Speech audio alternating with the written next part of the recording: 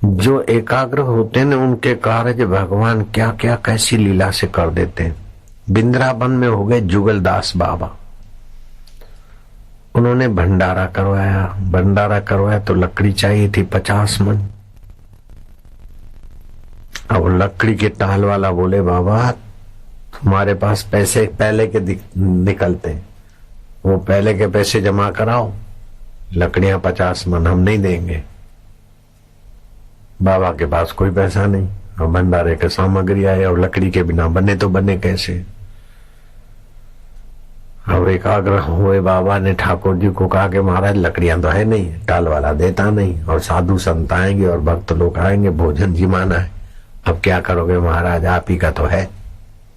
ठाकुर जी को देखते तो देखे तो एक टक से ही देखेंगे, एकाग्रता से देखा। थोड़े ही समय में 50-60 मन लकड़ियां गधों पर लादता हुआ कोई व्यक्ति वहां से निकला। तो पुलिस ने देखा कि लकड़ी चोरी की हो सकती है, ठहरो ठहरो, कौन हो, कहां से आए हो। तो उस लकड़ी वाले ने कहा कि भाई कहां से आया हूं, कहां जा रहे हो, लकड़ी किधर जाएगी। वो बाबा का नाम तो प्रसिद्ध था, जुगलदास बाबा के यहां जा रहा हूं। पुलिस वालों ने देखा कि जुगलदास बाबा तो हैं, लेकिन क्या पता ये लकड़ी वहां जाएगी कहीं जाएगी। वो साथ साथ में आए। वो आदमी ने कहा कि बाबा आपने लकड़ी मंगवाई थी, कहां डालूं, रसोई घर में डलवा दी।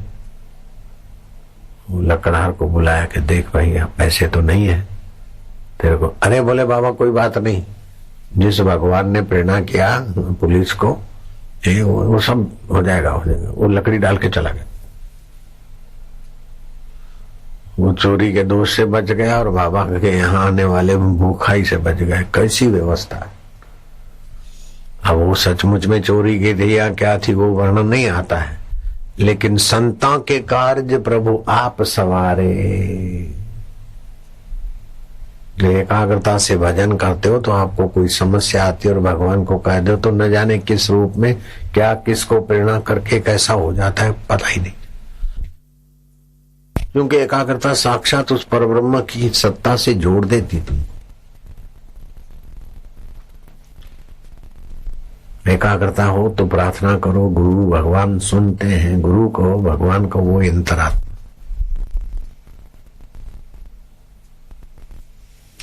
तो एकाग्रता और अनासक्ति ईश्वर प्राप्ति का उद्देश्य, ये तो आपको सारी ऊंचाइयों के शिखर पर पहुंचा देगी।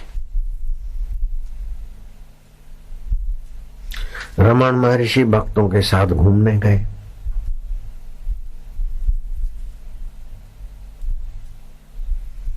भूख लगी, खूब दूर निकल गए। अब भूख लगी, क्या करें, भूख लगी है, कुछ खाने को मिल जाए। अंजीर का पेड़ देखा। अंजीर का पेड़ देखा तो कोई पेड़ पे तो चढ़ना जानते नहीं, क्या करें, भूख लगी। अंजीरों को देखते रहे तो बंदरों का टोला आया, hoop hoop hoop hoop hoop, सारे अंजीर पके पके गिरा दिए और उन्होंने भरपेट खाए भक्तों ने और महाराज ने वापस। ये कौन है प्रेरक बंदरों का। ये रमन महर्षि के जीवन की घटना। ऐसे हम सब छोड़ के बैठ गए, जिसको गरज होगी आएगा। तो कौन है उन किसानों का प्रेरक। रात को 3 बजे स्वप्न में रास्ता दिखाया कि यहाँ कुछ महाराज है, ले जाना।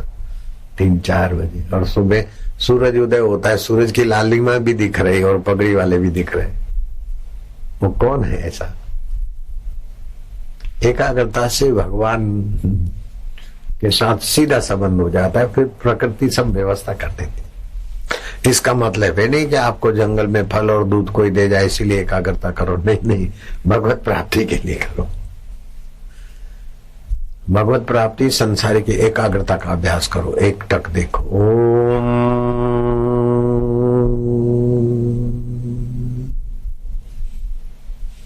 हरि ओम